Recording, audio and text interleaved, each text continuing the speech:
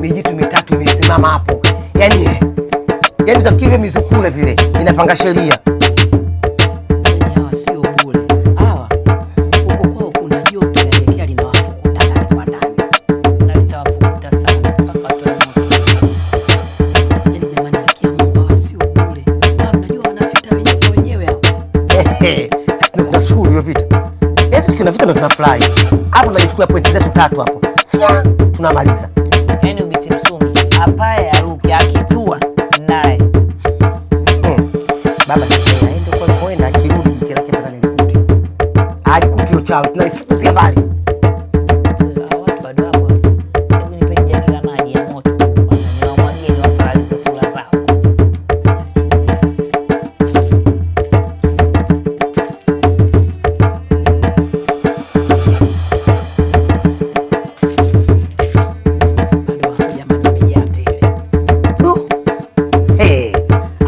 Kitakuwa kizito hiki.